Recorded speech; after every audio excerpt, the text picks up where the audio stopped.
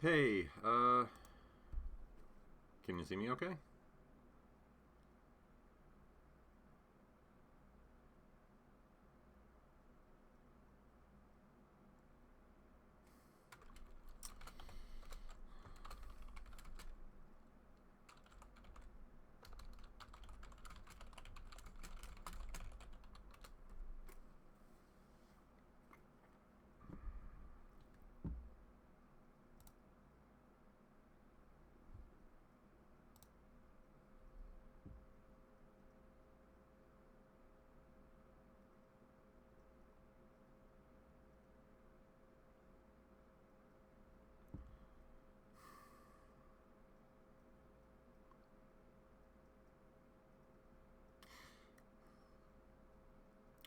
I'm using OBS. I don't know if you can hear me right now or even see me.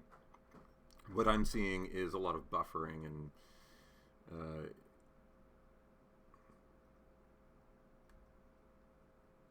so I'm using OBS to try to stream this, and it is not cooperating. So I am trying to find a better way to do this.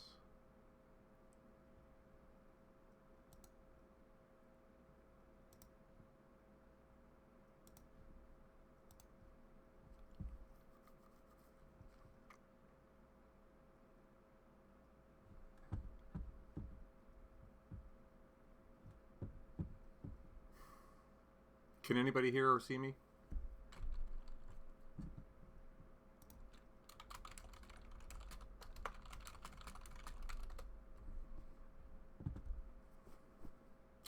Oh, okay.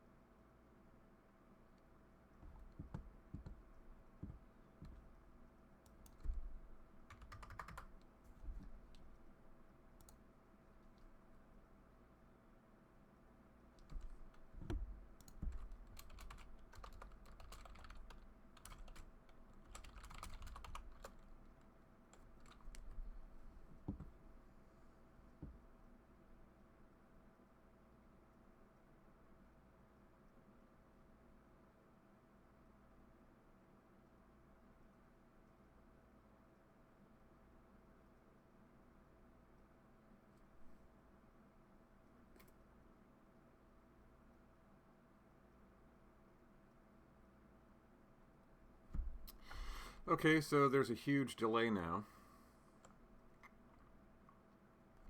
Oh, is that on purpose?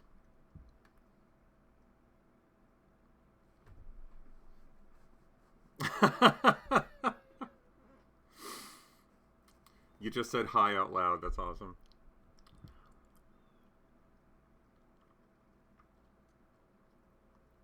All right, output streaming encoder.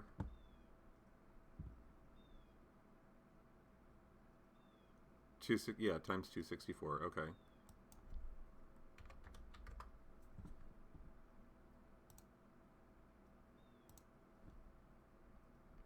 All right. I guess. Yeah. Okay. I guess this is as good as I'm gonna get. So, hi everybody. How are you doing? Feel free to talk, ask me questions. Pardon me while I drink a Pepsi.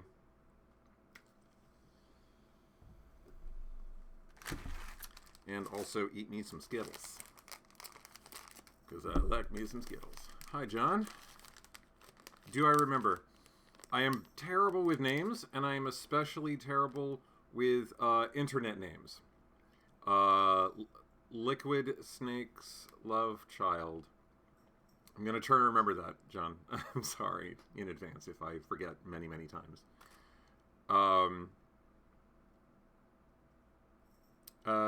Feel free to refresh my memory if we have spoken before.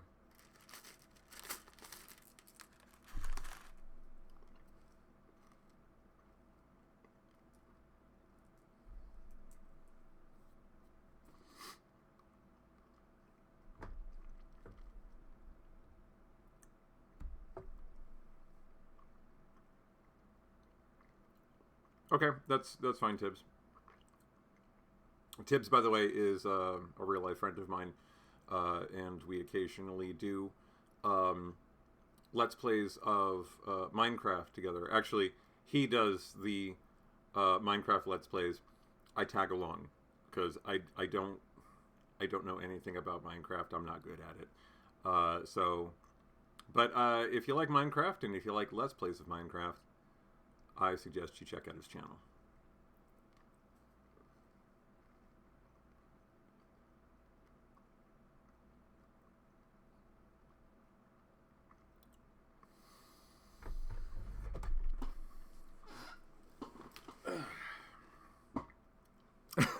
If you like Festivus and murder, yeah, I am guilty of both those things.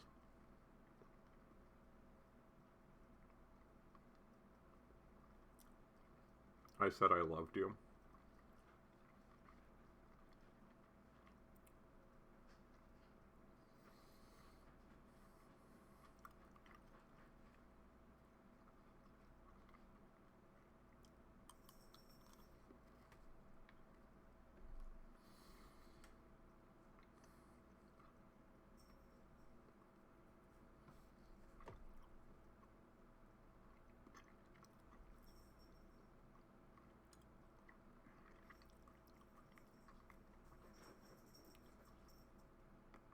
What will get easier?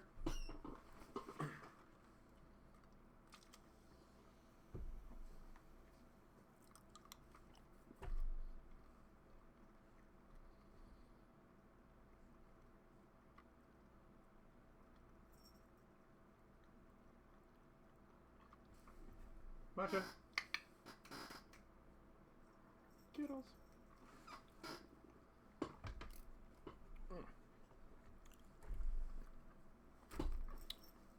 I have a matcha.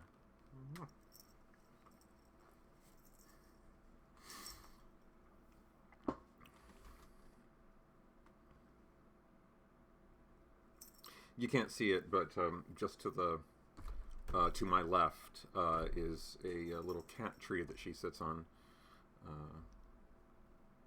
So when I'm on the computer, she'll join me and she'll sit there and occasionally watch stuff with me.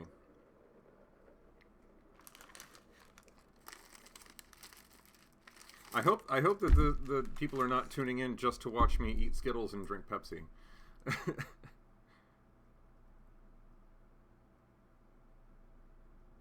Oh, is it frozen?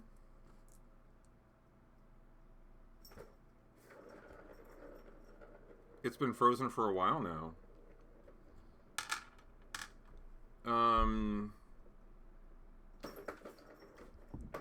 That's not what I'm seeing. Can anybody confirm that it is frozen?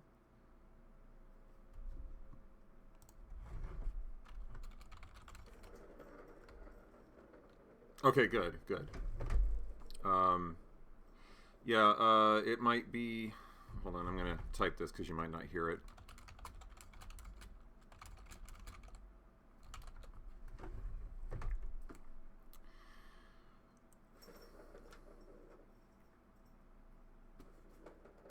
Anyway, I'm not just going to sit here in silence. I'll talk. I'll talk about stuff. Stuff and things. Because both of those are things I like. Stuff and things. You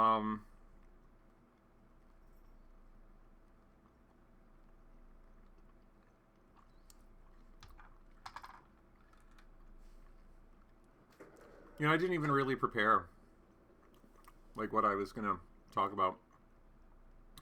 I just I was just gonna like invite people to come in and watch and talk to me and ask questions and do whatever the hell.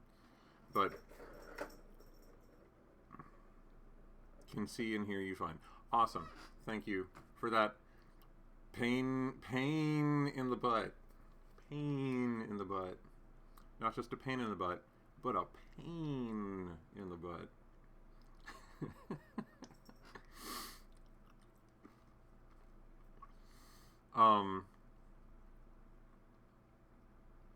I invite questions if people want to ask me stuff. I mean, this might be like really poorly thought out on my end.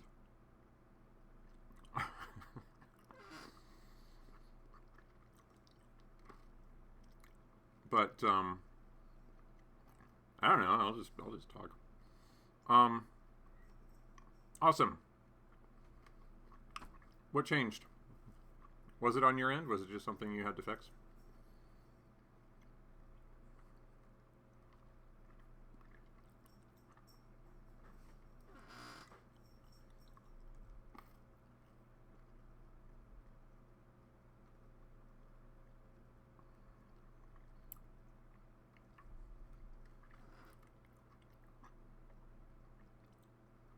All right. Well, instead of waiting for people to talk to me, I'll talk to you.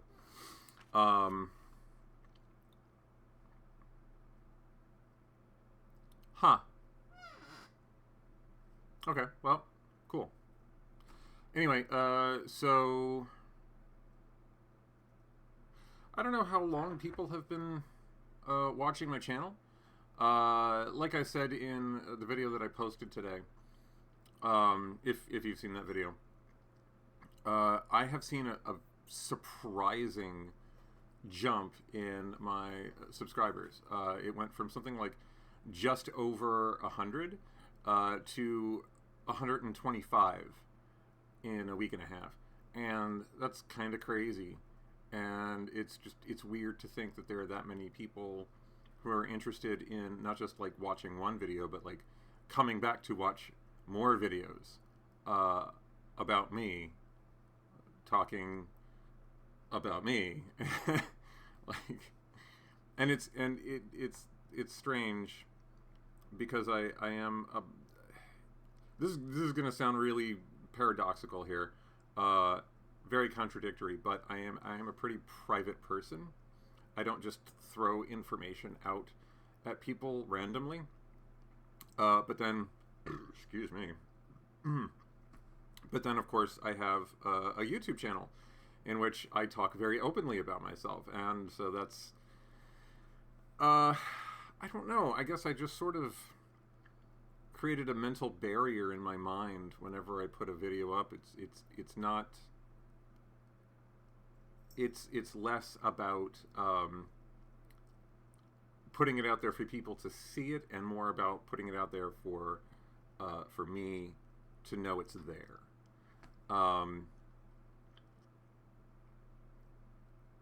But now I'm starting to realize more and more that people are interested in what I have to say and are paying more and more attention to me.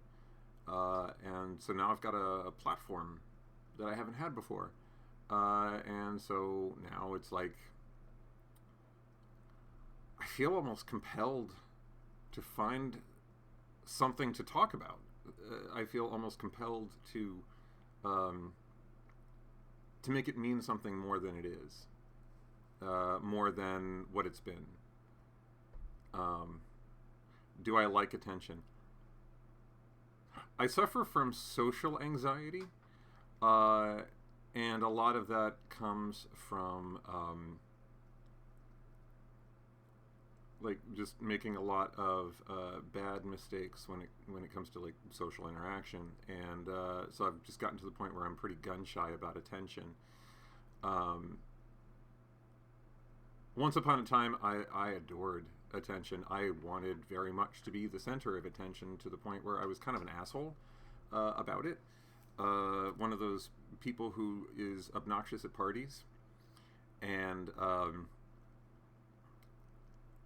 I learned the hard way how that kind of attitude doesn't work for very long. And I paid my dues for it. So ever since then, I think I just sort of dialed it back and shunned that spotlight that I had been craving so much. But then here I am, doing something like this, intentionally putting myself online for literally anyone to find and watch my videos and to join in on this chat. Does it help with my anxiety? That's a good question. I feel anxious right now, not nearly to the degree that I might if I were standing in front of a visible crowd of people.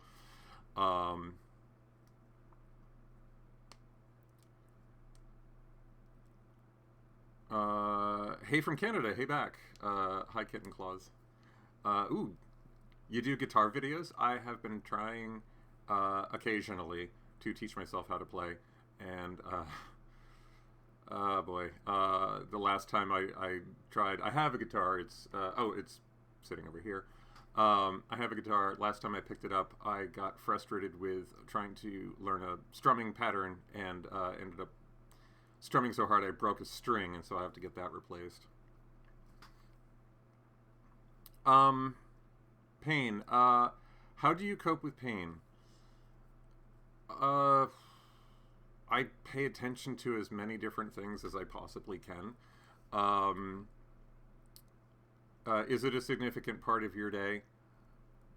Yes. Okay, so here's the thing. For those of you who don't know, I suffer from neuropathic pain in my feet. And if you haven't felt neuropathy, imagine a feeling of pins and needles that, never goes away. Never. It is always there. I take Lyrica for it, and it dulls it to like a background thing. I mean, it's still there. It's there right now. It has not quit since it started. It started because of chemotherapy, and they warned me ahead of time that chemotherapy could cause this. But they didn't tell me that it could be permanent. So this could be something I live with for the rest of my life. If I don't take Lyrica, within 24 hours, the pain gets so bad that I need to walk around with a cane. The pain shoots up to my knees, and it is a numbing, like it's numb and painful at the same time. Like the only thing I can feel is the pain in my feet. Constantly feels like you're walking on hot sand. Yeah. I don't have that, or at least I have that when I don't take my Lyrica.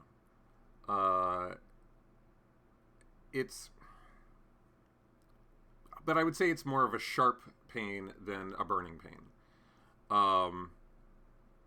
But either way, it ain't fun. I'm sure you know, it ain't fun. Do you take anything for it? Do you take Lyrica?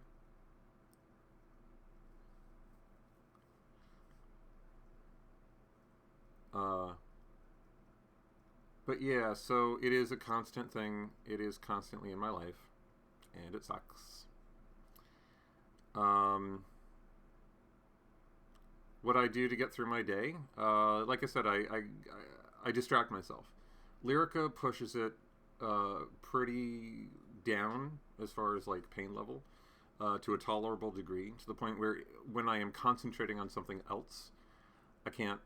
Well, it's not that I can't feel it; it's that I don't notice it. I don't pay attention to it. No, for me, it's like my socks are always full of sand. Like I rub my toes together, and it's that gritty, sandy feeling, and it's painful. It's not fun. Hi, Vicky.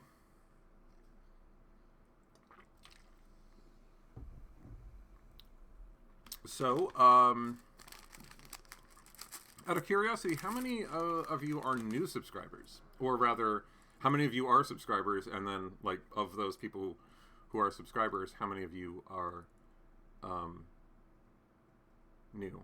Because I mentioned before how I've been getting a lot of new people lately. I'm just curious. I got addicted to floor polish in the 90s and now my thumbs don't work. Okay, I'm sorry. If you're being serious, then I'm really sorry. If you're not being serious, then that's really kind of funny.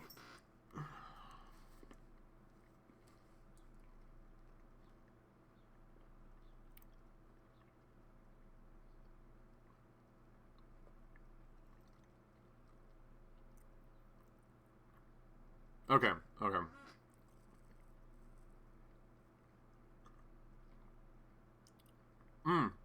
Gabapentin, yeah. It was recommended to me to take gabapentin instead of Lyrica because, and this is fun, I mentioned this in a previous video. This year,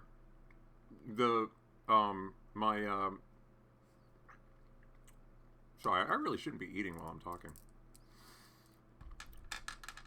This year, the copay for Lyrica went from $10 for a 1 month supply to $100 for a 1 month supply. That has been a real shot in the foot, so to speak. And so it has been recommended to me to take gabapentin instead because there is no generic version of Lyrica. I'm stuck with Lyrica if that's the direction I want to go. So gabapentin was recommended as an alternative because it's cheaper. However, side effects? I mean, I haven't heard anything about side effects. Can you describe that a little bit? Also, welcome new subscribers, all of you. It is nice to have you here. Out of curiosity, what brought people to my channel? Like, how did I come on across your radar?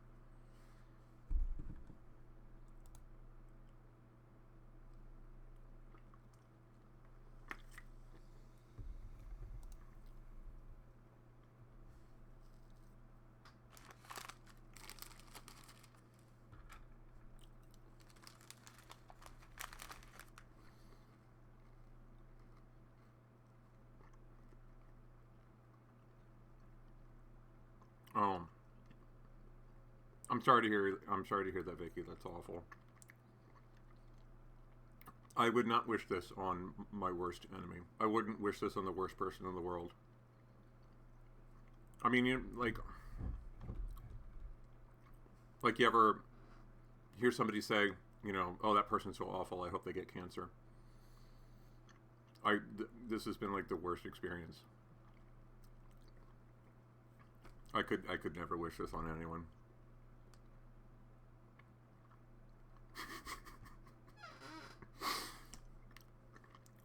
Liquid, you're hilarious.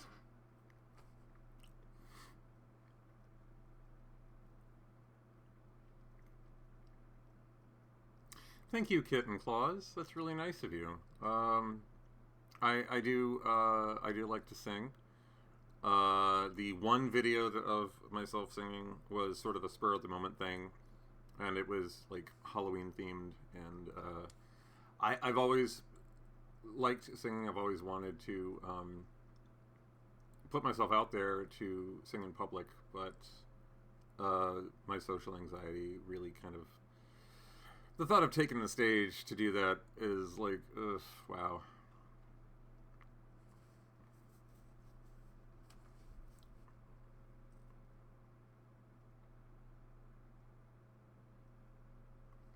Don't drink that shit. Come on.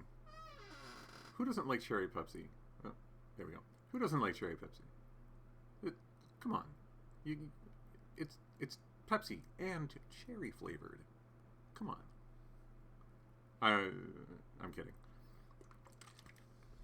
I could do old style music, and I would love to do old style music.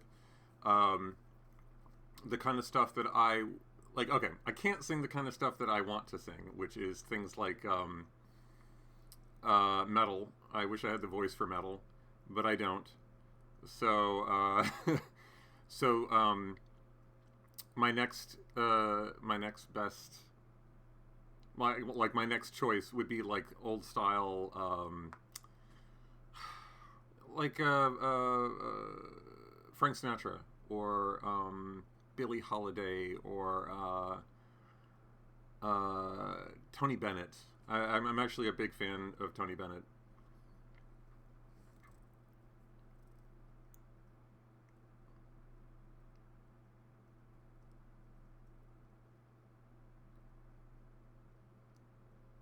I would love to record something like that and put that out there.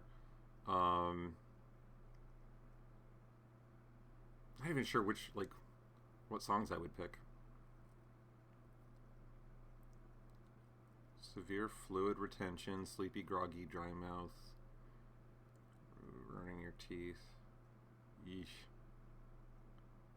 I'll have to talk it over with my doctor then, because I'm coming up to the end of my current month's supply of Lyrica. Excuse me. And I would love to not pay $100 for more. So yeah, I think Monday I'll give the doctor a call and see what can be done. See what recommendations they make. Whoa, hallucinations, huh? Hmm. Well, I work first of all, for those of you who don't know, I work in a group home for the handicapped, and at least, well, I can't go into specifics because of HIPAA, but I have worked with people on gabapentin, and I've never experienced any of them. I've never seen any of them experience hallucinations. Um, Fluid retention does ring a bell, though. The dry mouth part, no. Weight gain, no. The sleepy, groggy part, maybe, but then that also may have been other medication that they took. You're amazed that I'm still working. Okay, so I don't think that I'm all that special for working through my chemo and then into now because I had no alternative. Absolutely none. I burned through my paid time off very quickly. And it got to the point where it went through my paid time off for like sick time, and then there was like and then it went into my vacation time, and then my emergency leave time, and I burned through all of that. The first couple of months of chemo, basically anytime I felt sick, I just took a day off, and there were a few times when I had to because I was running a fever and I had to go to the hospital. But then I ran out of time off, and so if I did not work that day, I didn't get paid, and they go on disability. Yeah, and it was suggested to me to go on disability, but disability only paid about half what I get a month, and there was no way that I could possibly live on that. I would have ended up homeless. So I did not have a choice. There were a couple of things through work that I tried to qualify for, that I tried to get that I didn't qualify for. One that was like just the worst possible timing was, ironically enough, I had signed up for a comprehensive cancer insurance package through my work the first of the year, and then I was diagnosed on the 12th. This would be last year, 2017. So the stipulation of that cancer package was that there was a 1 month waiting period. So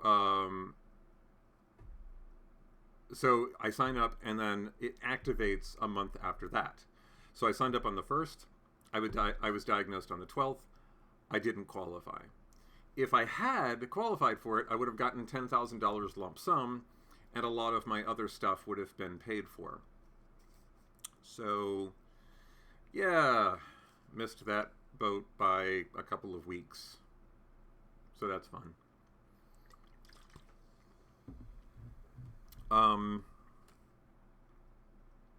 Yeah, no, I had to. I did it because I had to. I mean, I would take off days whenever I needed, and there were still times that even after I burned through my time off, I had to go to the hospital because of one thing or another. One time I had a blockage in my colon. Kind of embarrassing to say, but I had a blockage in my colon that was causing me to throw up and have severe cramps, like severe pain, abdominal pain. So bad that I'm pretty sure I now know what it is like to be stabbed. I am pretty certain that sensation is very similar to what I went through.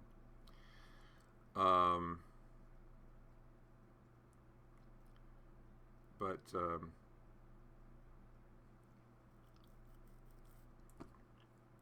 I don't know how I did it either. Sometimes, okay, here's the thing.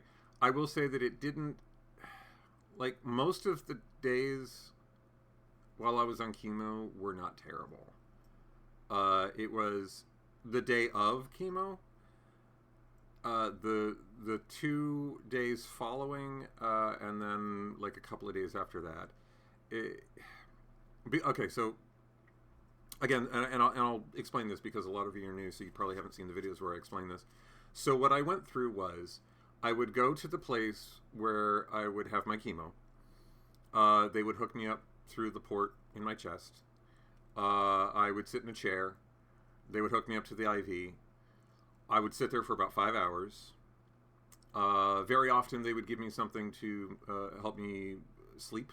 So I would just sleep through a lot of it. Or I'd watch TV, or I'd bring my tablet, and they had free Wi-Fi, so I would connect and I would watch, stuff on YouTube or Netflix or whatever. Or I'd read a book. After that was over, I would go home, where a nurse would meet me to hook me up, again through my port, to an external pack that would slowly feed me another chemical over the course of 48 hours. So, and I got to wear it on a stylish little fanny pack. And by then I was feeling really, really sick. And so I wouldn't go anywhere. Now, fortunately, they were able to do this Thursday, Friday, Saturday. Those are my days off. I work Sunday, excuse me. I work Sunday 7 a.m. to 10 p.m. and then Monday, Tuesday, Wednesday, 2 p.m. to 10 p.m. So I have Thursday, Friday, Saturday off. And they would, so I would go in Thursday morning for chemo, come home, the nurse would be, would meet me there, hook me up to my fanny pack, and then disconnect me Saturday evening. And those 2 days were pretty bad. I'd be very, very sick. I wouldn't really want to do a whole hell of a lot. I definitely went through a lot of time where it was like I couldn't eat. I slept a lot. Sometimes I would throw up, and but just most of the time I just felt awful. And then the nurse would come and disconnect me Saturday afternoon, and I sometimes, not often, but sometimes I would get up and I would go to work the next day. Most of the time I didn't.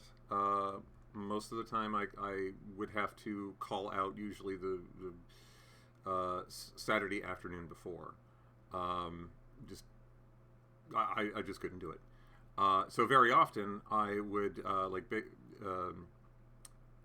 very often I would take that Sunday off, but then go to work Monday. And I would have a chemo session every 2 weeks. So every other Sunday I was taking off of work, and that was hurting me financially, so I made myself go to work the rest of the days because I had to. If I didn't, I wouldn't be able to pay rent. Or anything else, really.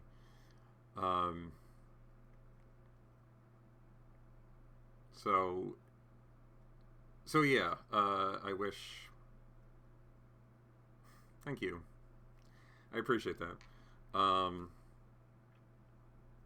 wish I could have taken the time off. That would have been great. But at the same time, I like staying busy. I really like the few times that I have taken vacations. I can't afford to actually go anywhere, and I ended up just kind of sitting at home, and I would get really, really bored after like the first few days or a couple of days, and then just really want to do something productive. And, you know, like, so I basically have a staycation where I cleaned my entire apartment top to bottom, and then just kind of sat around like a lump, not knowing what else to do. And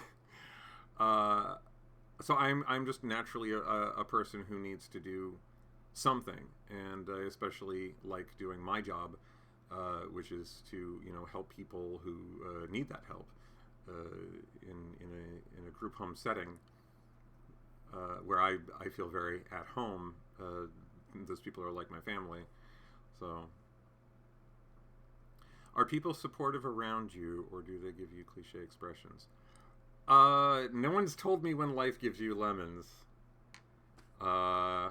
Pretty sure I'd invent a gun to use those lemons to burn their house down. Nah. Cave Johnson, quote, I'm making a Portal reference if you don't know. Portal's a video game if you don't know. Sorry. Anyway, no. No one has told me that. Some people have given me cliche advice, but I accept it anyway because I know that it comes from a position of, like, they don't know what to say or do.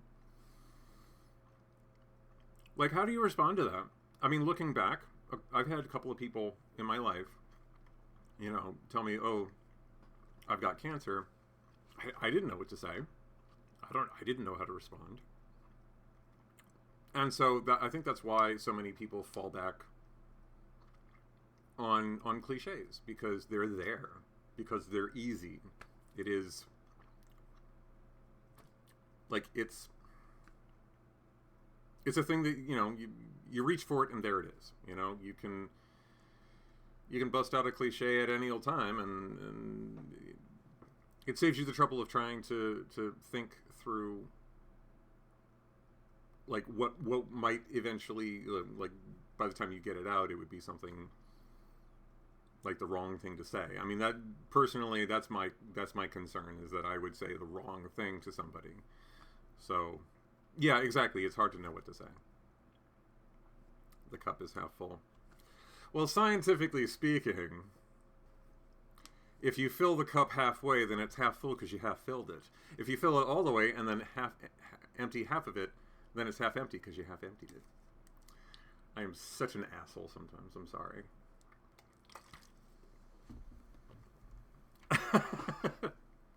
You really hate cherry Pepsi, don't you, Viva?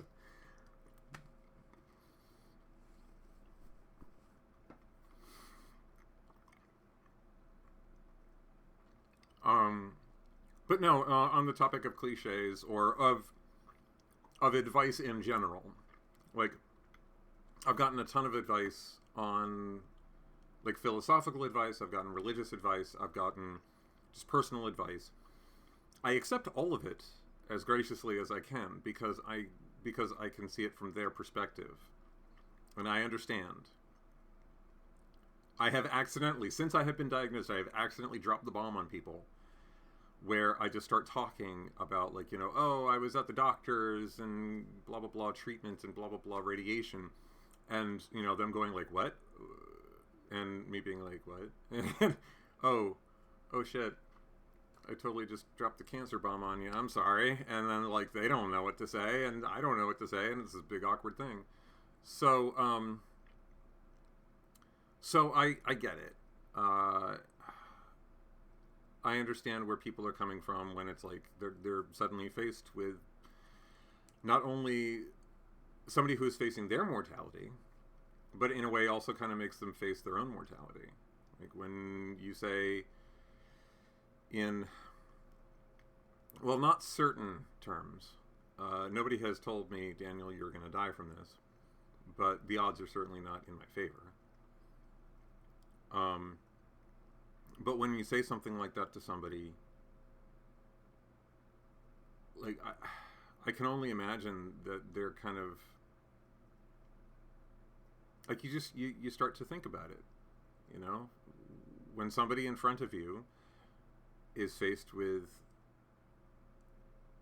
the reality of death, then you know you sort of face it too.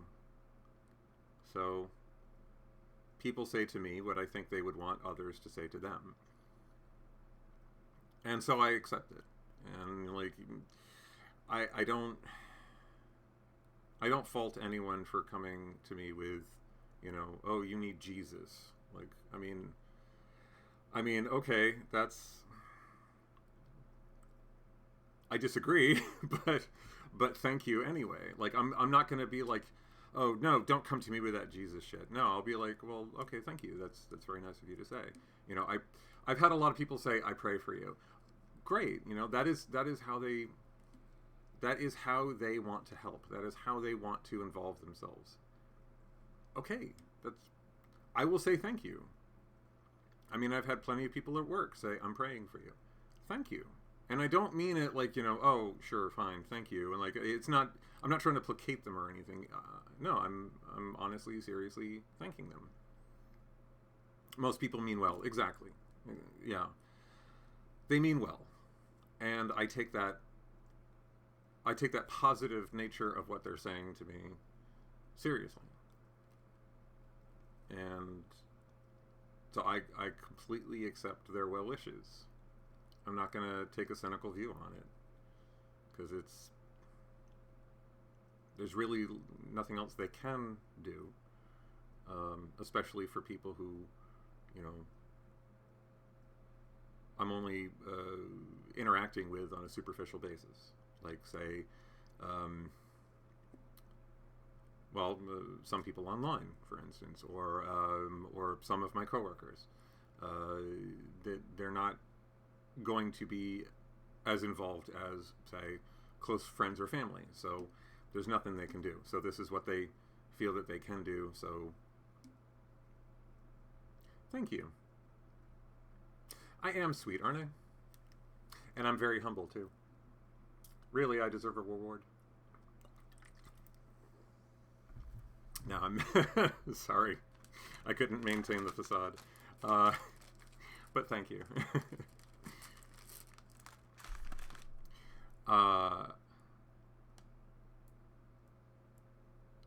Yeah, see, that's... Thank you, Kitten, for that.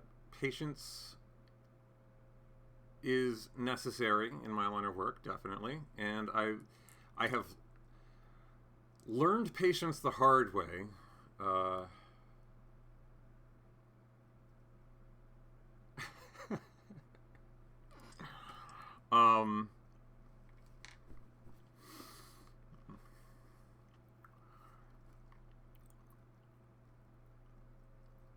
I learned patience the hard way, which was to go through a lot of things that I was very impatient about.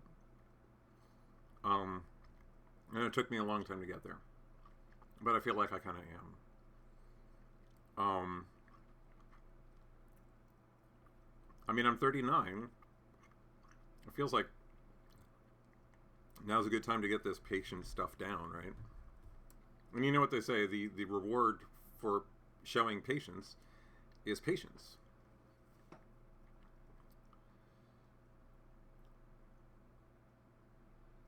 Yeah. Learning guitar is definitely on my bucket list. A lot of things are on my bucket list. I've scratched a few off. I'm very happy to say. Oh, and I meant to say thank you, Nicole. I hope that people do not feel my response negative when,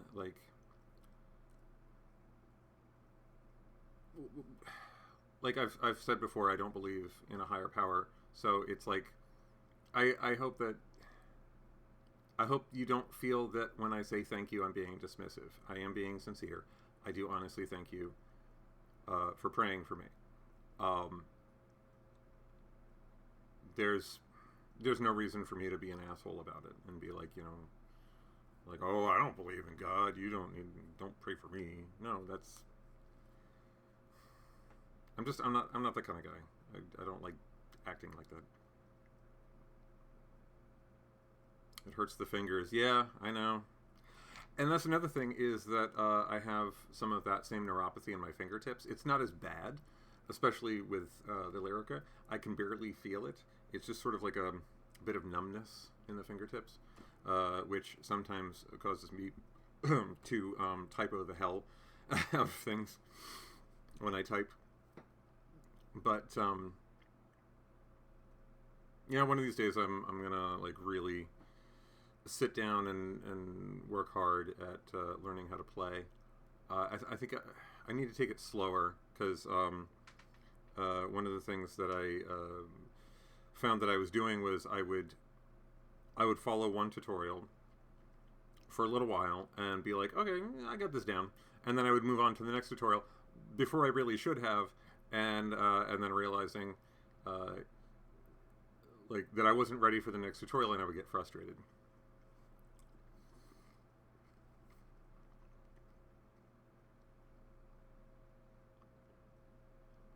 May the 4th be with you. Yes, may the 4th be with you. Where are my Star Trek or Star Wars nerds at? Wow. that was a bad misspeak. Where are my Star Wars nerds at? Star Wars and Star Trek. I don't play favorites. I love both. Uh-oh, I said Star Trek. Yeah. Race war afoot.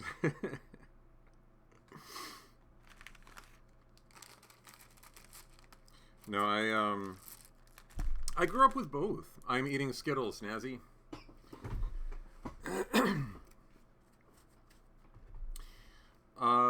Do you use the singing app Smule? I will have to look that up. If it's something like where I sing at it, then I'm only going to be able to use that in private. I'm definitely not the sort of person who's going to do it in public.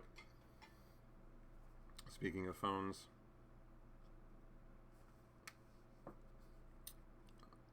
Sorry, I got a call, but I don't know who they are, so whatever. Anyway, taste the rainbow. Yeah, and it is the bright side pack. I don't know if the flavors are... Oh yeah, the flavors are different. Pink lemonade, kiwi banana, paradise punch, watermelon, and tangerine. I know after a while they just sort of all blend together. Thank you. Yes, my hair finally coming back in. I'm very happy about that fact. I look forward to when I can afford to dye it like I used to.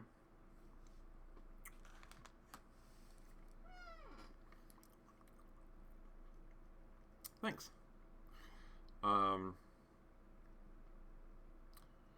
You're eating a crushed up Easter bunny? Oh, that is disgusting. Oh, you mean chocolate. Yeah, that makes more sense.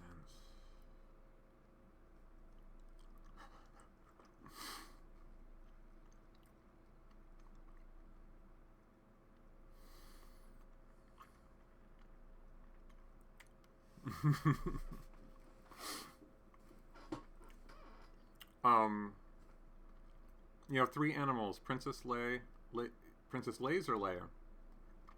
Yoda and Chew. Nice. All right, what kind of animals? Like cats, dogs, tarantulas?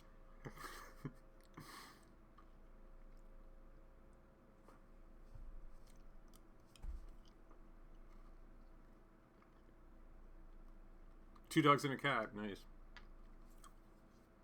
I have my Mojo. Here, hold on a second. Say hi, Mojo.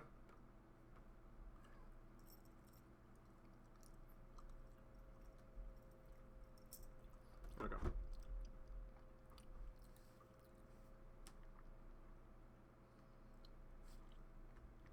I do want to get another cat. I actually was planning on getting another cat this month. Hi, Asha. Don't worry about it. This is my first live chat, so you didn't miss anything. The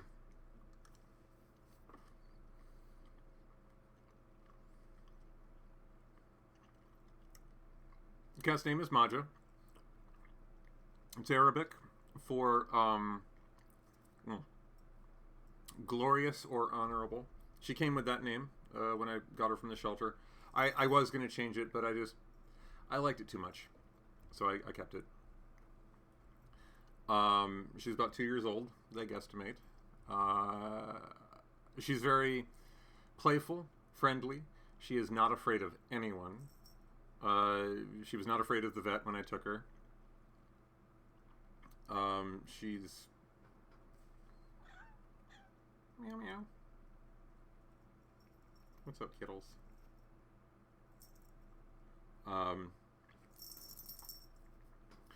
But yeah, I've just kind of noticed that she seems like not exactly lonely, but just she wants to play. But I'm not a cat, so she can't play with me the way that a cat would play with another cat. So I just feel like she would get a lot more enjoyment out of having a friend, you know, a cat friend to play around with. Got her from a shelter. I actually I made a video about that. It's I forget which number, but it's in my vlog. If you go back, you will find it. It actually, the title says something like Cat Hunting Adventure. I forget, but I actually I videoed the whole process of going to the shelter, looking at cats, finding her, bringing her home. So there's actually video of her discovering my apartment for the first time.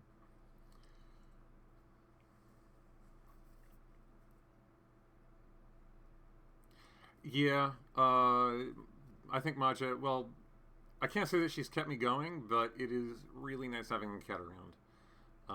It's been a long time since I've had a pet of my very own. So it does me good to come home to her. A lot of times I found, like, coming home from a long day, tired, not in the best of moods, and I open that door and there she is, and she flops on her side so I can rub her belly, and like she's genuinely happy that I'm home, and it's nice. It's really nice.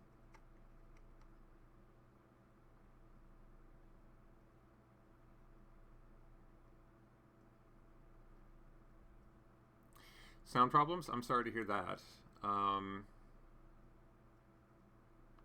If anybody else is experiencing that, let me know.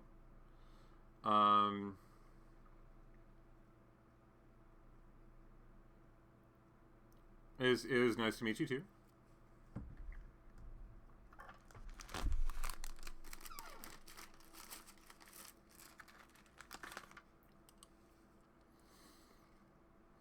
Okay. Okay, good.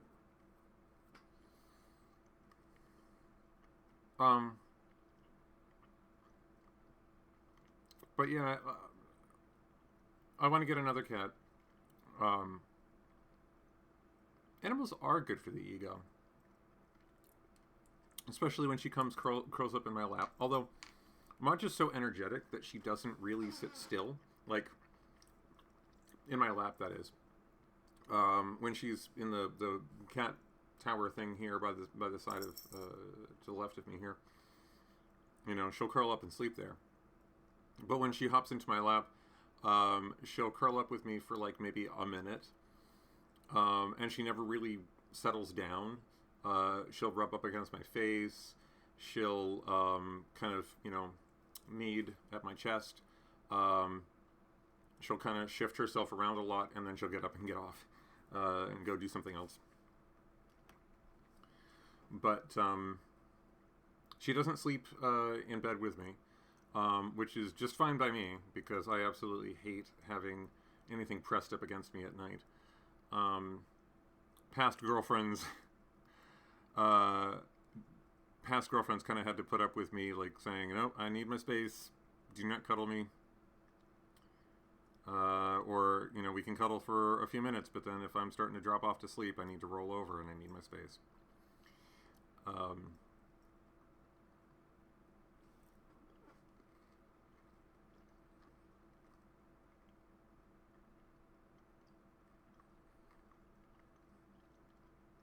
But yeah, like I was saying, I want to get another cat for Maja and for me, simply because I want one. You know, I want another cat. But I think that's the limit. That's my limit. I'm a 2-cat person. I'm not going to turn into a crazy cat man.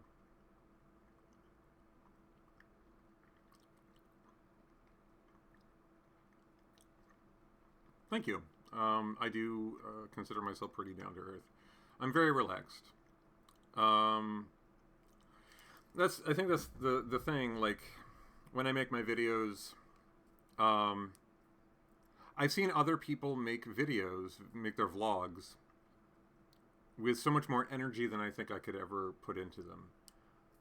And it's not because I don't have the energy, it's that I simply am not that kind of person.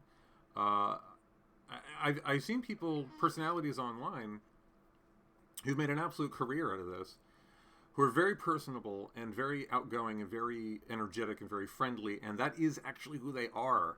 Like, if anybody's watched Dead Meat, which, by the way, if you haven't seen Dead Meat, and if you like horror movies, go check out Dead Meat.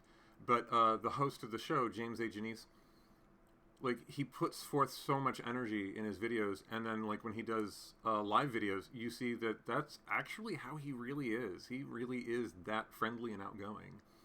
He's just an all-around cool dude. I wish I had the kind of energy that he does. I wish I had, like, that I could put that into my videos and just be that outgoing, that charismatic. But I'm not that kind of guy. I'm very laid back. I'm very chill. Well, thank you. I'm glad that. Yes, that's another reason why I want to get another cat, is that my long days are Sundays, and I work 15 hours, 7 a.m. to 10 p.m., and I really hate leaving her alone for that long. So it would be great if there was another cat here to keep her company.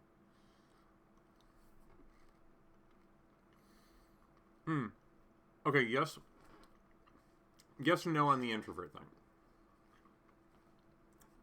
I would like to say I am a social introvert, which is contradictory as hell, but bear with me. I like people. I really like people. I like hanging out with people. And I get lonely sometimes, like, because the vast majority of my friends are not local. Most of my friends live, like, my closest friend lives north of me about an hour's drive. Next closest is south of me about an hour and a half. I have a couple of local buddies, but they're like I'm part of a meetup group, and we meet to go see movies together or play games together, but we're not really friends. We're just, you know, it's that group of people I go see a movie with. I like hanging out with people. It's just that I get tired of being around people really quickly. I have what I like to call social batteries, and they drain. And then I have to recharge. What type of work do I do? I work in a group home for the handicapped.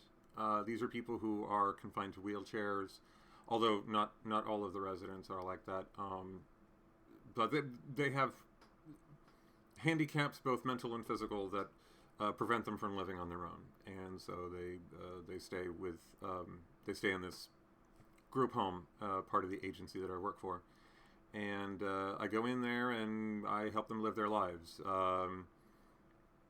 Things like, I transport them from place to place. I get them in and out of bed, showers, toileting, dressing, meals. They all have different needs, and I and the other employees see to them. I do get a lot out of it, yes. I definitely think I was meant for this kind of work. Ambivert. Yes. Okay. I guess I would call myself that then. Ambivert.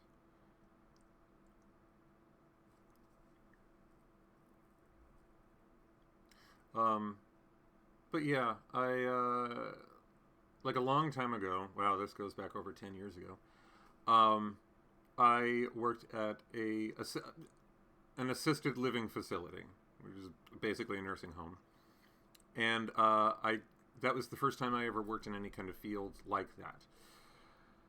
And I had a terrible time of it because I was in my mid-20s and I just wasn't in the right place for it. And I think part of what killed my interest in the job was that while I was there, in the 5 months that I worked there, 3 people died.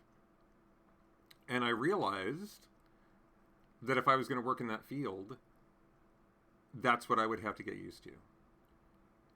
And I didn't want that. So I left. And then eventually I took a job as a preschool teacher.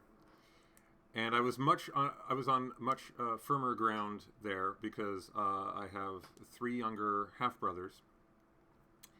And I grew up around, diapering and bottle feeding. And I was very good at that. As a kid, I learned how to do that. And then into my teen years, I was a babysitter a lot. So I got, used to being around children. And so I was pretty good at it. I was a pretty good preschool teacher. I really liked it. I did that for a couple of years.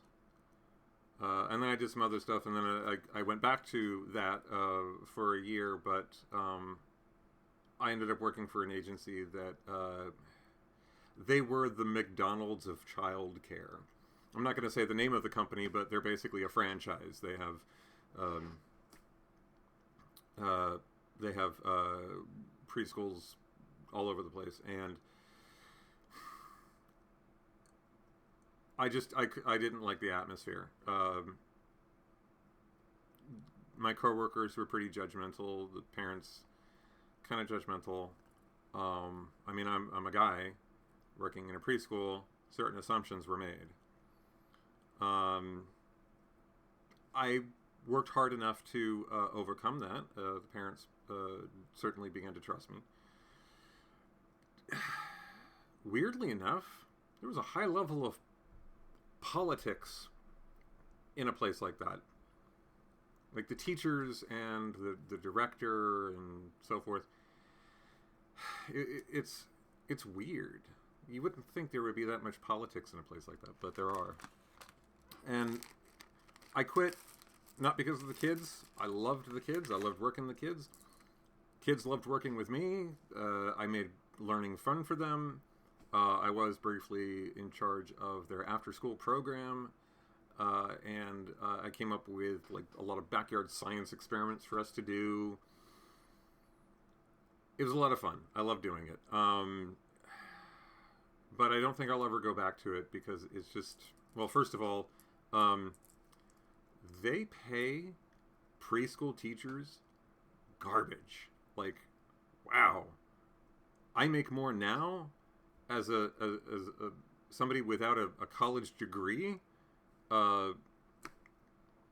in the field that I'm working now. I make more now than people with college degrees working preschool. That is ridiculous. I could never have survived on that kind of pay.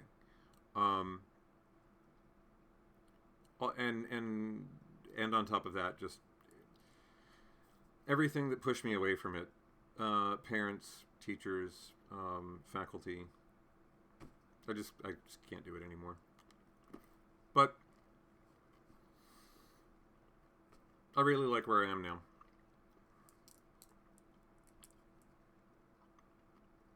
That was my little ramble about preschool.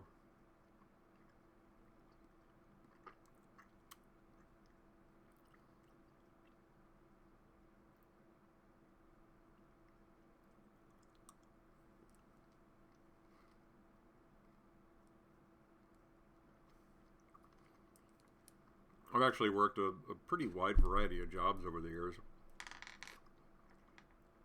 I mean, my first job was dishwasher at a diner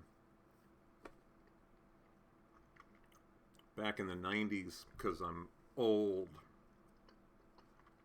Way back in the old mid-1990s. Yeah, whatever, Grandpa.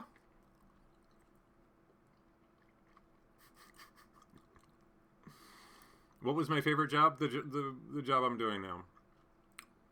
I can definitely say 100% the job I'm doing now. Favorite job.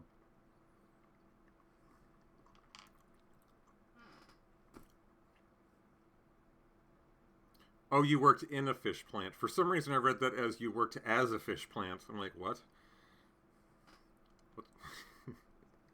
You planted fish? Actually, no, that's a thing that people do. They will seed fishing reservoirs with fish.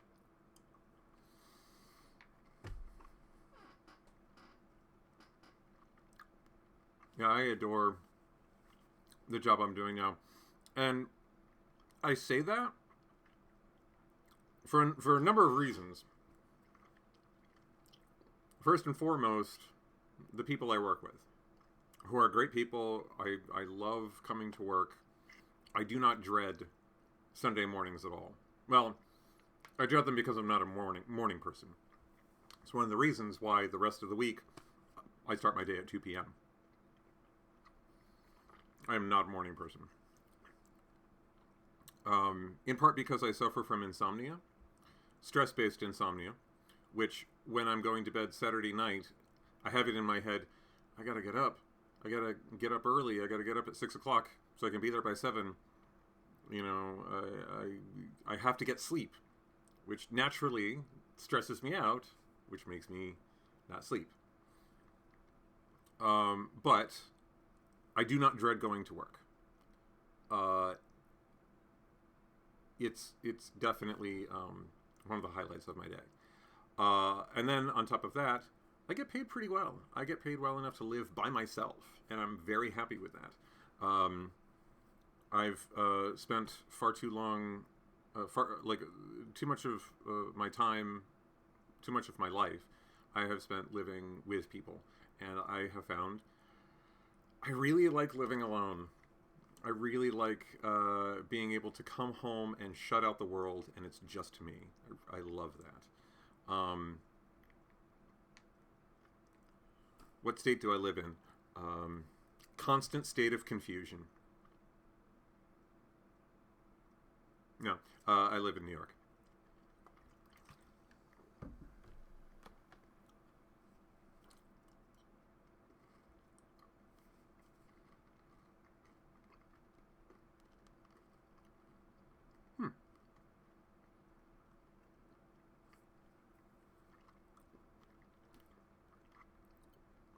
That's awesome, Latasha.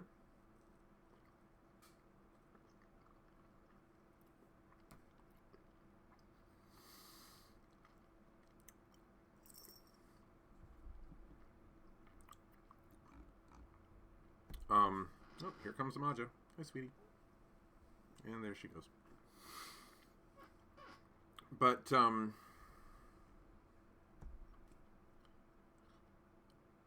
was going somewhere with this. I forget. Anyway. Oh, reasons why I love my job. So yeah, the work hours, the people I work with, first and foremost, above anything else, the people I work with. The pay, the work hours, the staff that I work with, they're awesome people.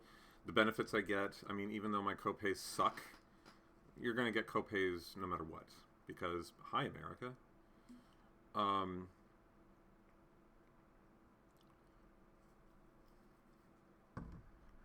Socialized healthcare, what's that? Sorry. I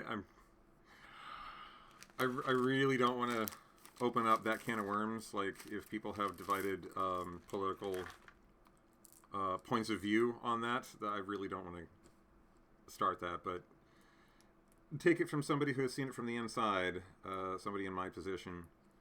That sucks. This is not a good situation at all. How long have I been... Oh, with the agency I work for? Coming up on 3 years. Not the longest I've ever worked anywhere. The longest I ever worked somewhere was 6 years. Actually, with Tibbs, who may still be, listening to me talk. He and I worked for a market research company, of all things. That's where we met. And hey, there you are. Yeah, I worked there for 6 years. I don't know how long you worked there. But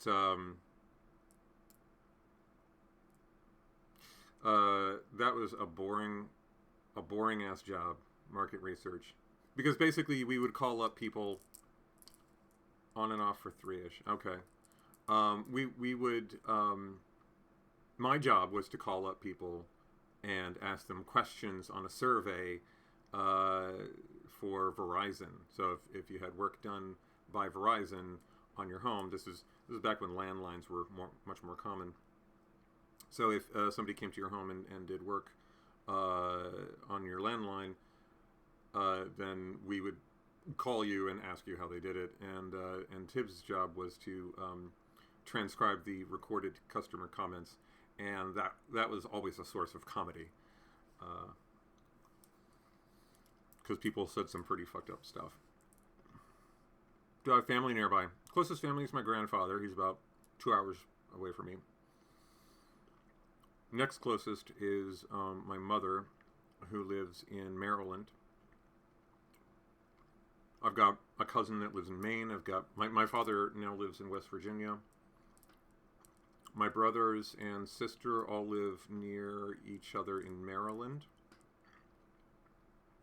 And then friends live all over the place.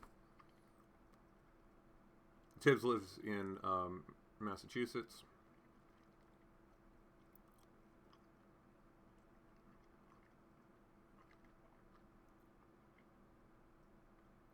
I'm trying to think. I've got friends further west, and I have friends that live out of the country. I have a friend who lives in Brazil. I've got friends in Canada. You wouldn't know them. Kidding. How did I end up in New York? Moving around a lot, because I lived with my mother, a stepfather, and siblings on a personal horse farm, private horse farm in Maryland, rural Maryland. And I was having such an awful time of it being bullied at school, being kind of lost in the shuffle at home. I was a very depressed boy. I was very isolated. And to combat this, my mother, stepfather, and father agreed that I would go live with my father. I mean, they asked me, and I said yes, like right away. I was very happy to go. So I moved in with my father in Nebraska. My father was Air Force, and he was stationed at the Offutt Air Force Base in Bellevue, which is just outside of Omaha. And it was a nice suburban neighborhood. It was a great change from the rural area I lived in Maryland. And so growing up there, it was so much better for me. I developed friends, and I was a lot happier. And then years went by, and my father's parents were getting on in years. He wanted to be closer to them. They lived in Cooperstown, so he moved to Albany to be, nearer to them. And by that point in my life, I was 23. I didn't really have a whole lot left in Nebraska to tie me to the state, and I was also a little bit too afraid of living completely on my own. So I moved with my father. So I came to Albany. And then I moved around a lot while in this area, but always near my father. But then he moved down to West Virginia, and I stayed because by that point in my life, I was comfortable with doing that. I was ready to, be on my own. And I've been here ever since. I kind of put down stakes.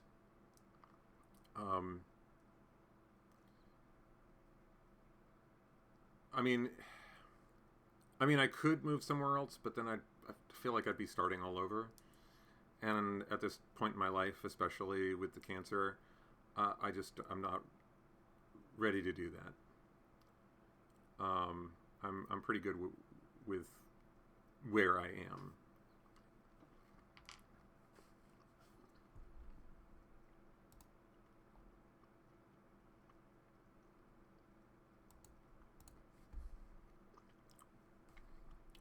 Oh, by the way, Avalon, I saw that you commented on my video. Have you ever been recognized on the street? No. But then, I think that's highly unlikely. I don't have that many people watching me. Not yet. Maybe I will. Maybe it still blows my mind that one of my videos has like 2,200 views on it. That's weird. I never thought that would happen.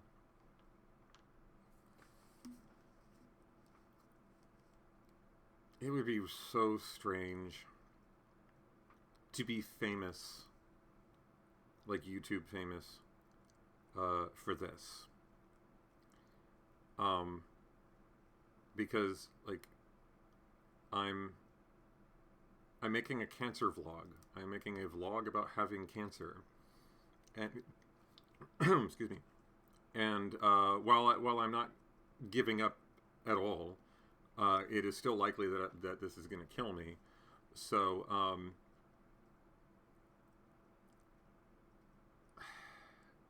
so I guess it's just kind of strange to me, the idea that I could become famous for having cancer. I don't know how I feel about that.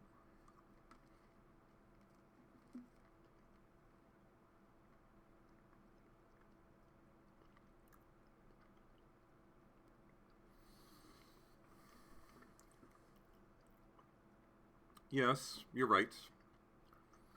You're right. It is about more than cancer.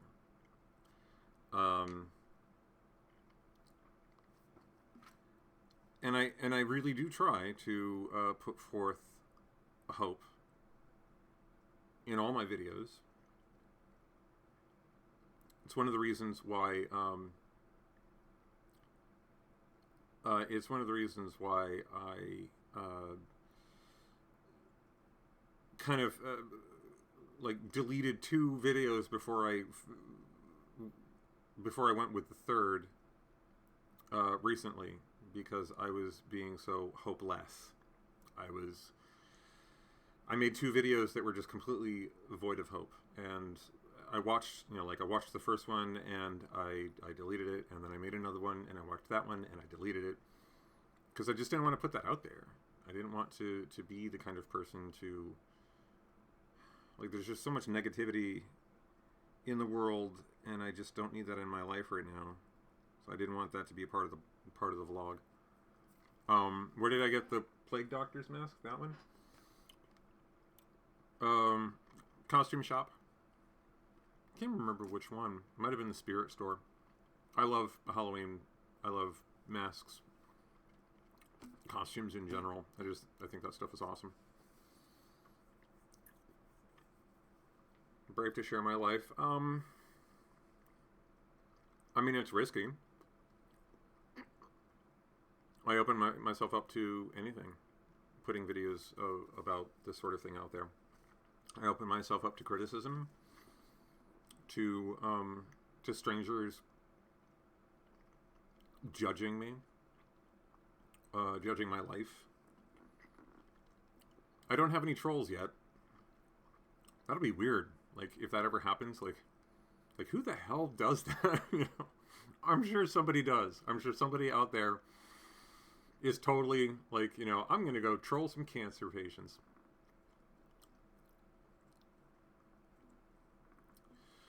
Thank you very much for coming, Avalon. It was great to have you. Have a great rest of your day. I'm glad you could stop by.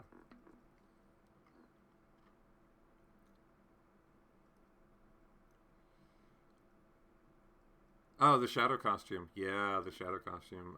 I liked that costume too. The morph suit was really uncomfortable. I don't think I got the right size, because it was smushing my nose like right here, and it was so tight across my face. Maybe it was supposed to be, but it was so tight across my face that my beard was actually sticking through. So you could see my beard poking out through the material.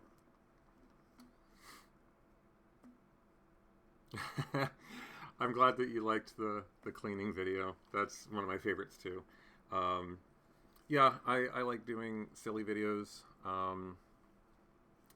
Hello, Super Michito. Michio? Super Michio? The costume looked claustrophobic. Well, it was very snug. And then the tuxedo on top of the morph suit. Like I said, I'm pretty sure I got the wrong size. I bought a large, but the zipper ended up popping right off. And in retrospect, I didn't need to get the whole suit. I could have just bought a pair of long black gloves and a morph hood. You can buy just the hoods, and that way I didn't need to have that on underneath of a tuxedo. So if I ever do it again, I'm just getting the hood.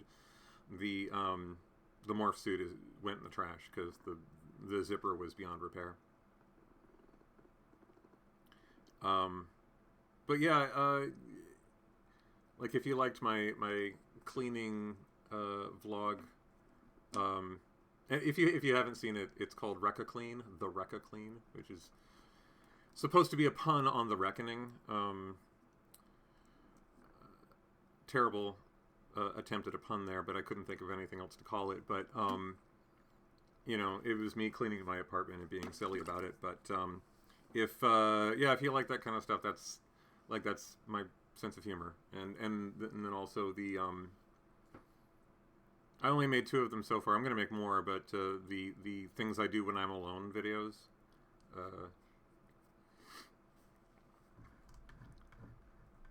Like I'm an awkward guy, but I also like being funny and silly. So making videos like that appeals to me. But then it's like when I start talking about them, I get all shy because it's like it's kind of embarrassing because I was being so silly.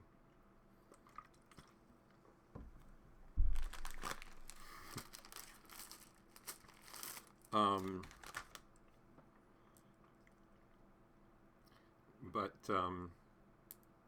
no, actually, there's a few things that I want to do with this channel, so that it isn't just about cancer.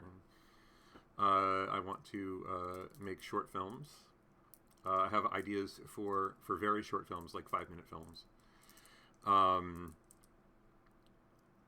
write. I have written short stories that I would love to read on here. And then my Let's Plays. I don't know how many of you are like into video games or into watching Let's Plays. I watch a lot of that on YouTube. You know, I watch like Game Grumps, Video Games Awesome Live, Girl Gamer Gab, Halloween 4545. I used to watch Markiplier, but I mean, I like the guy. His antics kind of got a little old for me. I was really into PewDiePie for a hot minute, and that got old fast. And then controversy happened. Kids in the Hall, yes. Oh my god, I fucking love Kids in the Hall. Yes, it was a Canadian show. Yeah, I grew up with that. I mean, I didn't start watching it until the 90s, when it was on Comedy Central. I think that was 90s. Like, I think the show came out in the 90s. But, Kids in the Hall, or, I'm trying to think of some other comedy styles that I like. The State. Does anybody else remember The State? That was on MTV back in the 90s. That's where, the people on, Reno 911 and, never put salt in your eyes. Never put, always put salt in your eyes. That is a good one. I do like that one. I like the Chicken Lady ones. Those were really funny. Or the,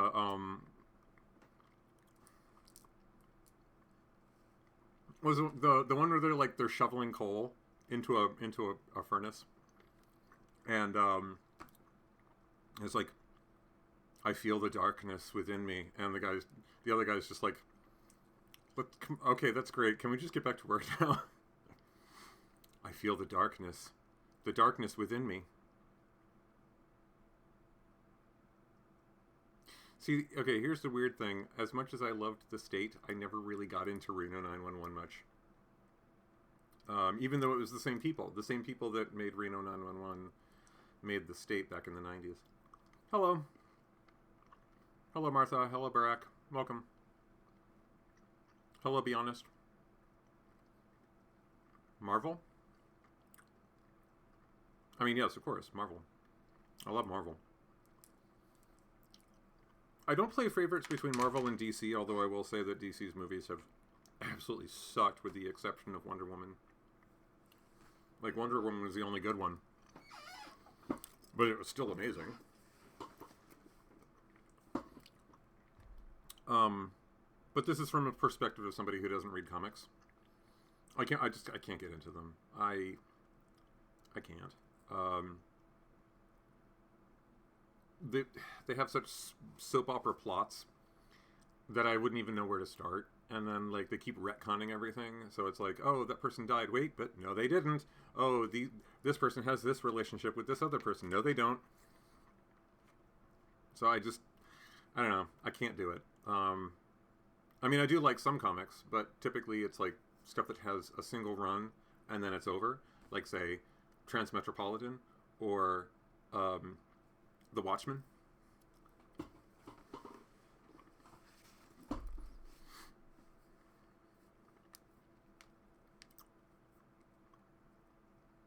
Did I make a movie? Did I make a video about the? I mean, I talked about it. I talked about it in a previous video. Yes, I didn't make it specifically about that. I'm thinking that my best friend Matt's going to come visit next week. I think we might do like a full-on review for that movie because we both love talking about it. Oh, and I shouldn't have to say this, but if you have seen the movie, please no spoilers in chat, please. I will end this immediately if somebody starts posting spoilers, because that's just not cool. Where am I from? United States, more specifically New York State. I'm not going to narrow it down past that. But anyway, yeah, Marvel, and comics in general.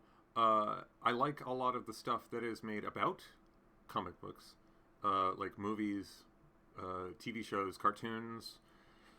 Like back in the 90s, I was all about the Justice League and then Justice League Unlimited. Good stuff. Turkey, nice. My father was stationed in Turkey. He was Air Force, United States Air Force. And he actually sent me, from Turkey, he sent me a camel and rider made out of leather, little figurine, which I still have it somewhere.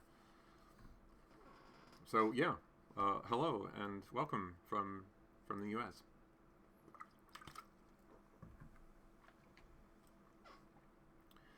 But yeah, I'm really looking forward to more comic book superhero movies. I think next up is Deadpool 2. Really looking forward to that one. Ant-Man and the Wasp. I think that's going to be it until next year. And then we'll have Captain Marvel and the next Avengers. And Guardians of the Galaxy 3, maybe? I forget. But I'm super excited about that. Actually, I'm just real quick here. I'm going to look it up.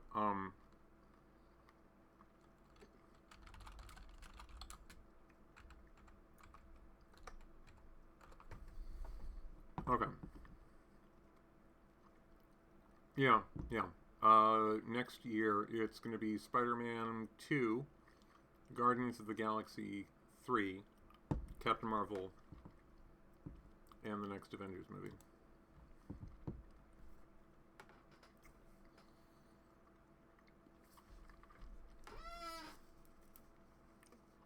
Really looking forward to that. I'm also hoping that DC gets their heads out of their asses and starts making some good ones. Like, learn from Wonder Woman's example. That was the right way to do it. I don't know. I do like some British comedy shows, yes. The ones that stick out in my mind the most would be Red Dwarf, Coupling. I watched a couple episodes of Spaced. I really need to watch the rest of that because it does appeal to me. I'm actually not that much into Monty Python. I like Monty Python, just not nearly as much as like the diehard fans of Monty Python seem to love Monty Python. I'm not the sort of person to like be able to quote the Holy Grail from memory or something like that. Make some vlog about your stories. Yeah, I probably will. There's at least a couple of my short stories that I want to read aloud. However, one of them is was accepted for publication. Excuse me, and will be put in an anthology book that will be published this summer. So legally, I can't read it on my channel. Sorry. But hey, you know what? Go and buy their book. I'll post about that when it happens. But yeah, go and buy their book, and then you can read it there.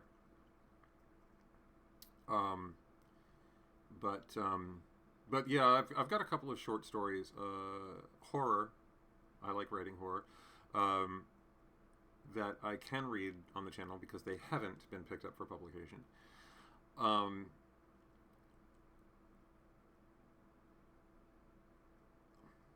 Sad face? Why? You don't like horror? Or are you sad that you can't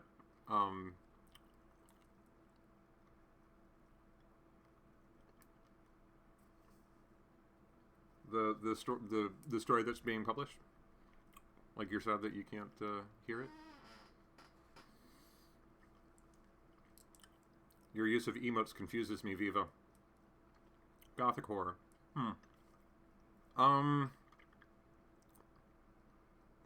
When you say gothic horror, what pops into my head is like Edgar Allan Poe. And I like Poe, but I've never found him scary. Like, I've never found anything he wrote scary.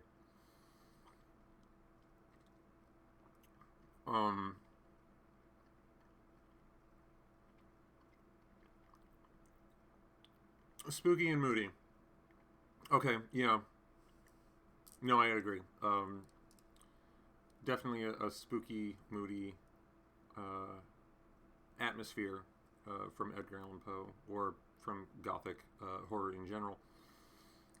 Lovecraft, definitely. I'm a big Lovecraft fan, in spite of his inherent racism.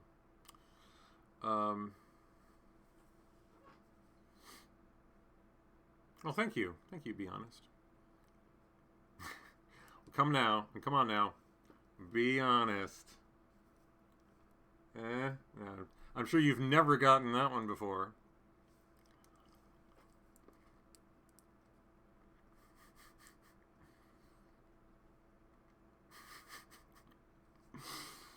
I just watched the delay of myself doing that, and I looked so fucking stupid. I'm sorry.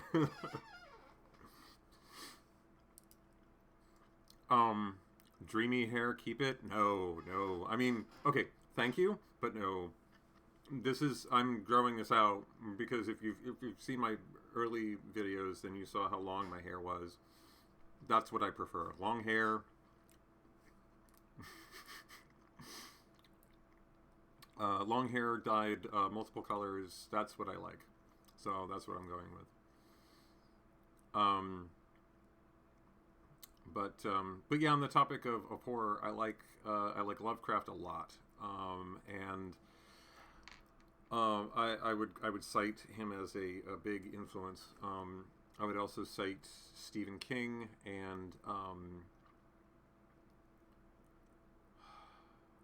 who's another horror writer that I could cite as an influence. I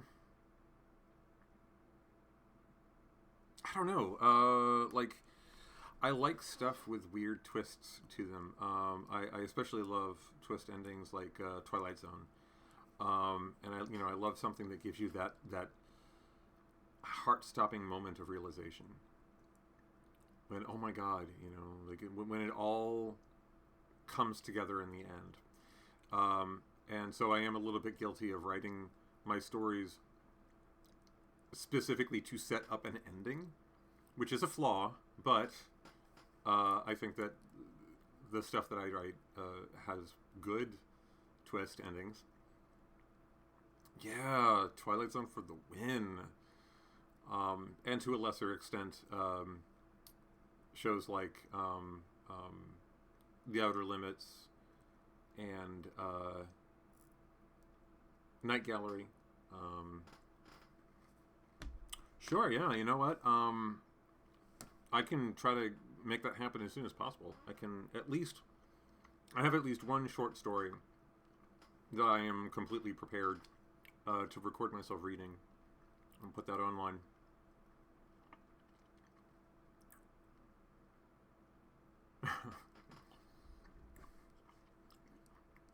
Thank you, B. Tales from the Crypt, yes. Although Tales from the Crypt, I think, was a little bit too silly at times to be scary, but I think that was the intent. which is funny because I caught part of an episode when I was a kid, when I was watching, when I wasn't supposed to. My dad wasn't home. I turned on TV. There it was. And there was like a really scary part. And I turned it off, and I was really scared. But like, you know, looking back with the perspective of an adult, it's kind of like, well, you know, why would you be scared of that? That's like more silly than scary. But you know, you can do the laugh, the Crypt Keeper laugh. I'm not gonna try. I'm too self-conscious. I would try because I think I could, but I'm not gonna try. Hello, boys and ghouls. That's as close as I'm gonna get.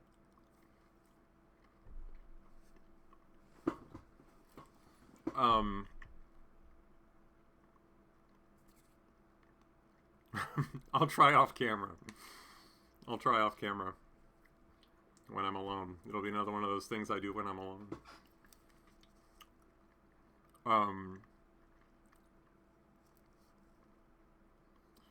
But I'm trying to think of some other stuff that I like in terms of horror.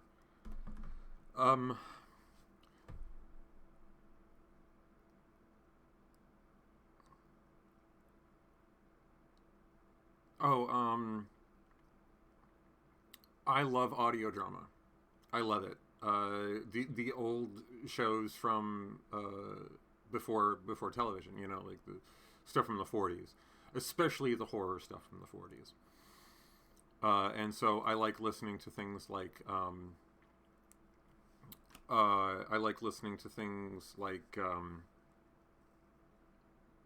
modern stuff like Welcome to Night Vale, which is a fictionalized podcast that is absolutely fantastic. Other ones that I could point out, these are modern ones. Ones that I could point out would be, there was one back in 2005, 2006, called Wormwood that was very, very good. A bit amateur, but still fantastic. There's, shoot, oh man, I'm trying to remember the name of it. There's one that's set in space. Nosferatu?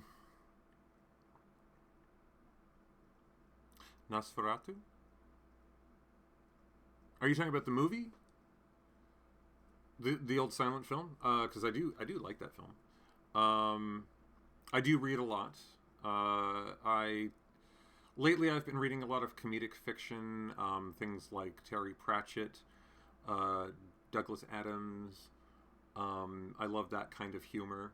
Right now I'm on my third read through of Good Omens, which was a collaboration between Terry Pratchett and Neil Gaiman. Yeah, the silent movie, Nosferatu, very good. Really creepy. I mean, there are scenes in that movie that put a lot of modern movies to shame. Like when he rises out of the coffin, or the shadow creeping up the stairs. Good stuff.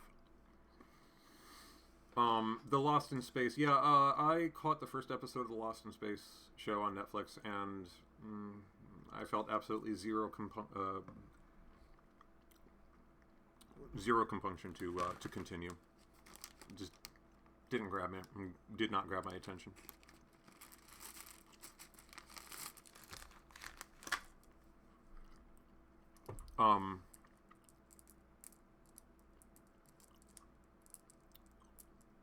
There's a great radio show, Canadian radio show from the 80s called Nightfall.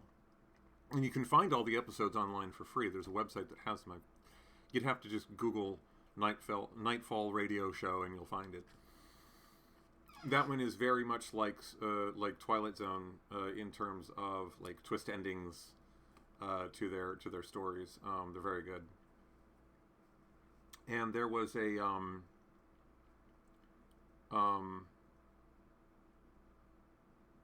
there was actually a Tales from the Crypt radio show in the early 2000s. And while many of the episodes were, I mean, it was very hit and miss series, some of them were really, really good. And one of my favorites was narrated by Tim Curry, of all people. And it is definitely one of the weirdest things I've ever heard. He really sells it. He plays an inanimate object. I'm not going to say any more because I feel like even knowing more than that would spoil it, but he plays an inanimate object, and he does a fantastic job with it. And that episode of the radio show was probably like, for being Tales from the Crypt, it got heavy. It got really heavy, and it's really well done. So if you like audio drama, and if you like Tales from the Crypt, check that show out. I think you can find most episodes on YouTube.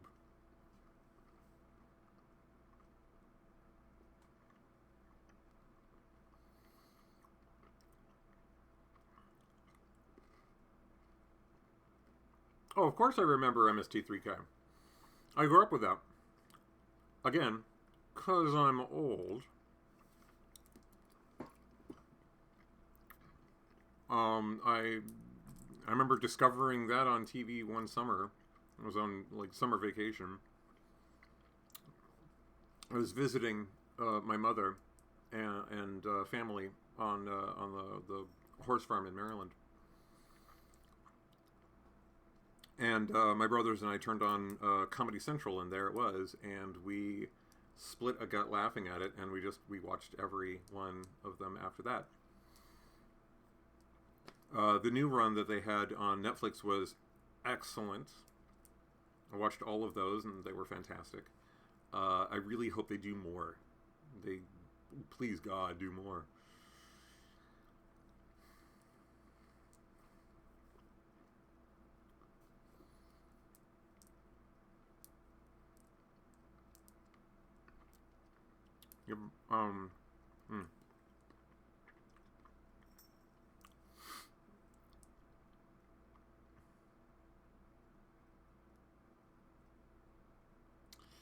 But I think I'm gonna stop at 6 o'clock my time. That's 6 Eastern. Older than dirt. I'm young. I'm turning 40 this month. The big 40. And I thought turning 30 was a big deal. Like, I had no idea what I was talking about back then. I wish I was turning 30 again.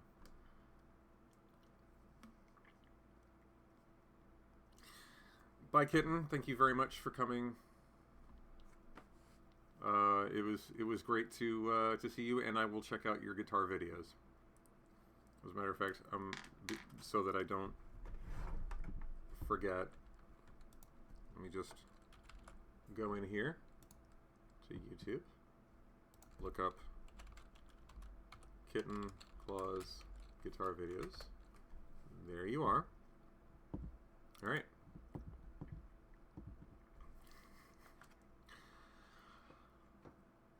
Man, I wonder what that's gonna be like if I make it that far to 50. Like, if I'm turning 40, looking back on how I was when I turned 30 and being like, wow, I had no idea what I was talking about, complaining about turning 30. Like, now I'm turning 40, but then when I'm turning 50, am I going to feel the same way about turning 40?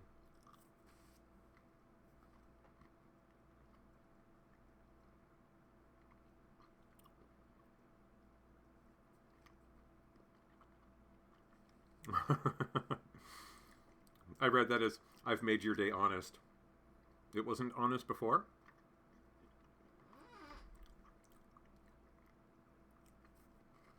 But,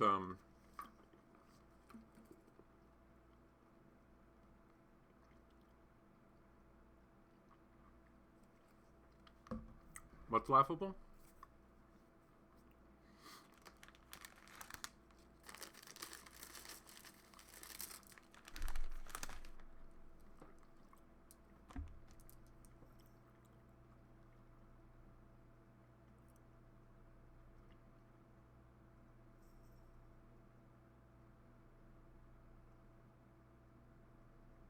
don't look to 50. I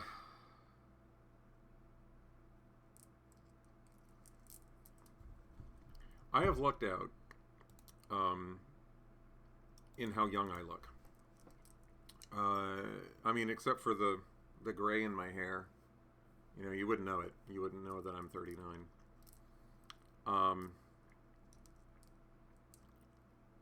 And actually, before the gray started creeping in, people often mistook me for as young as like 28, 29.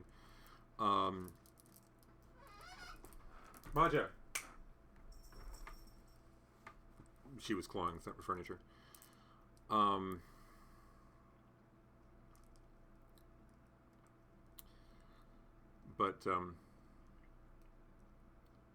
But yeah, I like when I was 30, when I was turning 30, I looked at it as the end of youth, because that's what society tells you. At least that's what they told me back then. These days, it seems to be not as bad. It feels like, you know, turning 30 isn't nearly as much of it doesn't carry as much of a stigma as it once did. They say that 30 is the new 20, and it's kind of true. Yes, I do have good genes.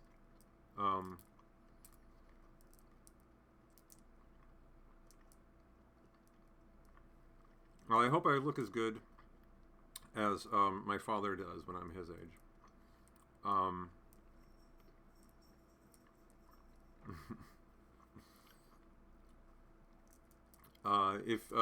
If you want to know what I'm going to look like when I'm old and gray, just go back and look at the video of me and my father, because I look when he was my age.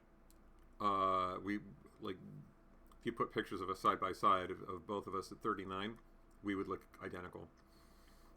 And so it's kind of like I really kind of like that. Some people don't like looking like their father. I do. I really like that. There's absolutely no doubt who my father is, because the resemblance is just so clear. And I think he looks great for his age now. So it's like, if I want to know what I have to look forward to in terms of age, I look at him.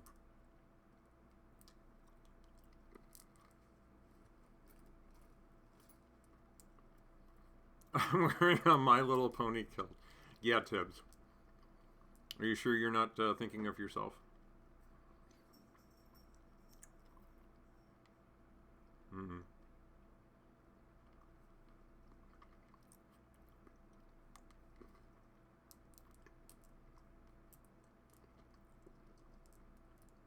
I'm far too body shy for a kilt. I haven't worn shorts in over 10 years because I'm too body shy when it comes to my legs.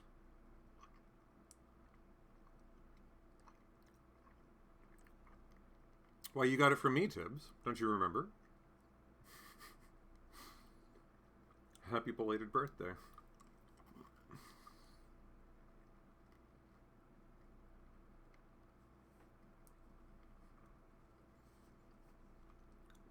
I'm going to call it in about 5 more minutes.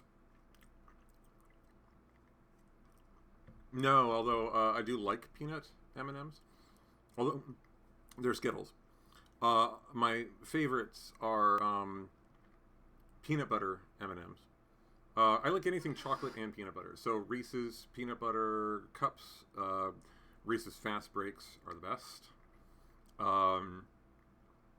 They used to make Reese's, or at least I'm sure they still do, but I haven't seen one in a very long time.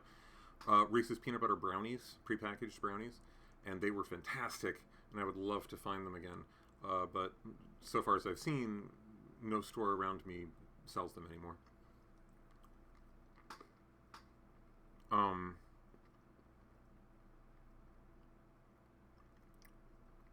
But outside of the chocolate and peanut butter combination, I like, you know, Snickers, Milky Way, Three Musketeers, Mars.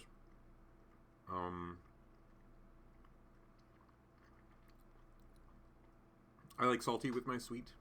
So like chocolate covered pretzels are really nice.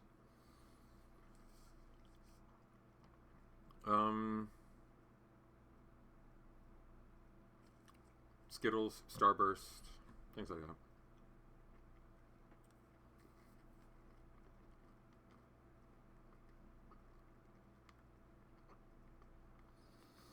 So 5 more minutes.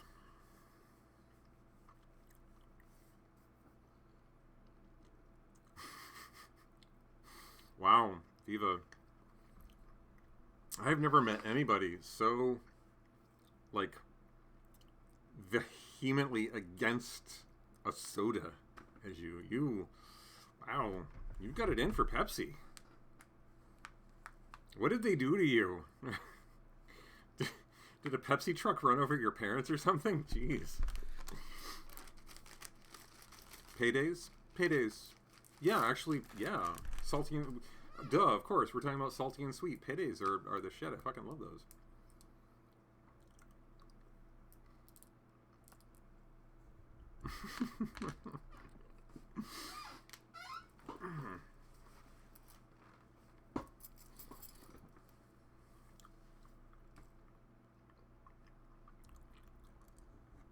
Hermano. That means my brother, right? Yeah, because Hermana is sister.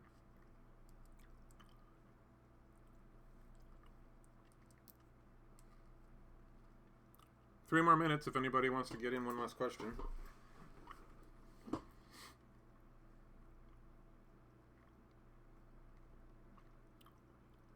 I gotta say, this worked out really well. I was actually kind of concerned nobody was going to show up. So I'm really happy that people came to talk to me and to spend some time with me. I think I might try to make this a semi-regular thing.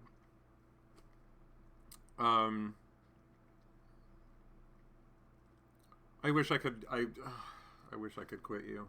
No, I can't. I can't quit soda. I especially can't quit cherry Pepsi. It's my favorite. I drink entirely way too many of these. As a matter of fact, Viva, you're gonna hate me, but I have another one of these in the fridge, and after I'm done with this video, I'm gonna drink that one too.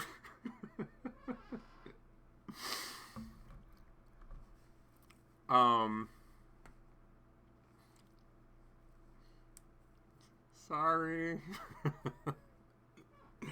But anyway, no, I'm really happy that people could come and spend some time with me. This is great. This worked out great. So I'm going to try to make this a semi-regular thing, just to hang out and chat, and maybe I'll even like stream some video games while people watch me and talk at me. So if nobody else has anything to add, I'm going to go ahead and call it here. Once again, thank you everyone for showing up and talking to me and keeping me company. I really like it. I really appreciate it. And yeah, I'll see you in the next one. Okay. So take care and peace out.